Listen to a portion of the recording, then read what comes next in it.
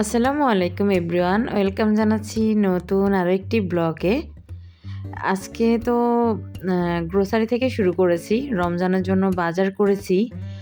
আমি একা একজন মানুষ, যার জন্য আমার বাজারগুলো খুব কম, অল্প হয়ে থাকে।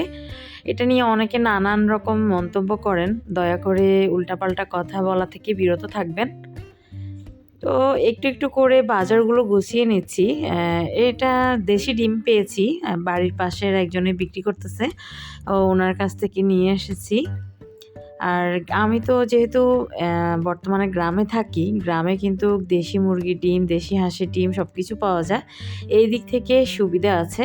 আমি মোটামুটি ঢাকা আর গ্রাম মিলিয়ে থাকছি, কয়দিন গ্রামে কয়দিন ঢাকাতে, এভাবেই চলছে জীবন।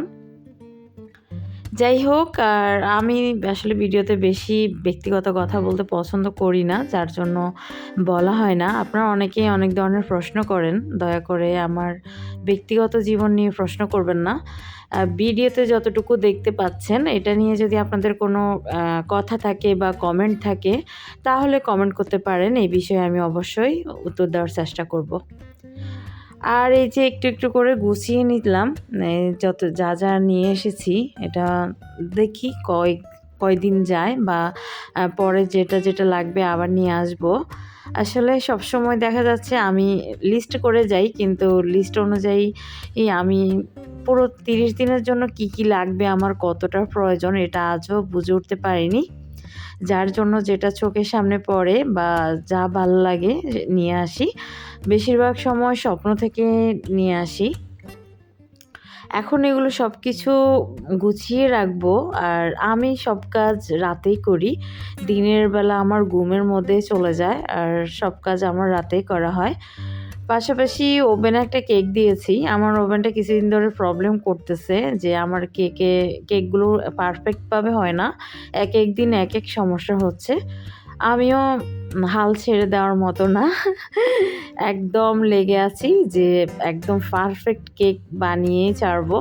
আগে অনেক সুন্দর কেক তৈরি করতে পারতাম। এখন আমি বুঝতে পারতেছি না যে আমার মেজারমেন্টের প্রবলেম হচ্ছে, নাকি আমার ওভেনে যে ভোল্টেজ বলে, কারেন্টের ভোল্টেজ প্রবলেম করতেছে গ্রামে আসার পর থেকে, বুঝতে পারতেছি না। এদিকে চা বসিয়েছি। আসলে এখন রাত বাজে প্রায় 11টা। চা খেতে খুব ইচ্ছে করতেছে, আর ঘুম পাচ্ছে। আমি ভোর রাতের খাবার খেয়ে নামাজ পড়ে তারপর ঘুমিয়ে পড়ি। দেখা যাচ্ছে সন্ধ্যা রাতে যদি ঘুমিয়ে পড়ি, তাহলে আমি ভোর রাতে উঠতে পারি না। মোবাইলে অ্যালার্ম দিয়ে রাখলেও উঠতে পারি না, যার জন্য আমি পুরো রাত্রে জেগে থাকি। একবারে ভোর রাতে খাবার কমপ্লিট করে নামাজ পড়ে তারপরে ঘুমাতে যাই। তো এখন সাথে 2টো সিদ্ধ ডিম নিয়েছি। সন্ধ্যাবেলা ডিমগুলো সিদ্ধ করে রেখেছি, খাওয়া হয়নি আর। ইফতার করার পর আর খেতে ইচ্ছে করেনি, যার জন্য এখন দেখতেছি যে একটু একটু খিদে আছে, যার জন্য ডিমটাও খেয়ে নিয়েছি।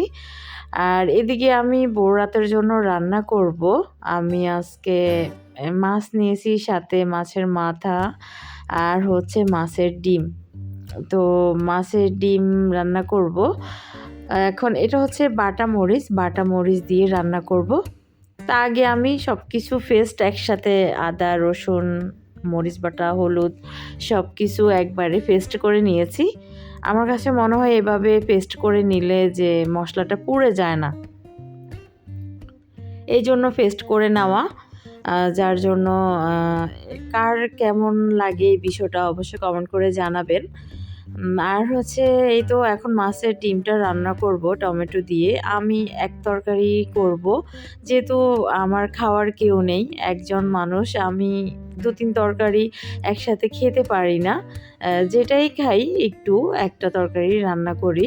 তবে এখানে আজকে আমার মেজারমেন্ট অনেক বেশি হয়ে গেছে, হিউজ রান্না হবে মনে হচ্ছে। এখন কি আর করব, ব্যাচেলার জীবন, যে একদিন রান্না করে 2 দিন খাবো, এই হলো আমার অবস্থা।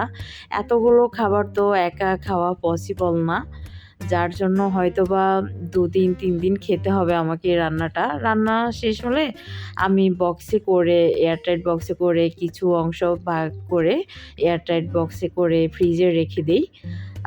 বক্সে করে একটু একটু করে মানে আমার যতটুকু প্রয়োজন ততটুকু বক্সে করে ফ্রিজে রেখে দেই। যদিও এটা স্বাস্থ্যসম্মত না জানি, কিন্তু আমি খুব অলস টাইপের মানুষ। প্রতিদিন রান্না করতে আমার একদমই ইচ্ছে করে না, যার জন্য ২ দিন রান্না একদিনে করে রাখি, ফ্রিজে তুলে রাখি। ফ্রিজ থেকে নামিয়ে ওভেনে দিয়ে গরম করে খেয়ে ফেলি, ব্যাস ঝামেলা নেই। রান্নাটা অনেক ঝামেলার আমার কাছে মনে হয়, তবু কি করব, অন্য কারো হাতের রান্না তেমন একটা পছন্দ করি না, খেতেও পারি না। আর যতই অলস হই নিজের কাজ নিজেই করি, সবসময় চেষ্টা করি নিজেই করতে। তো অনেক বকবক করলাম, আজকে রান্না করতে করতে এখান থেকেই বিদায় নিচ্ছি। সবাই ভালো থাকবেন, সুস্থ থাকবেন। আল্লাহ হাফেজ।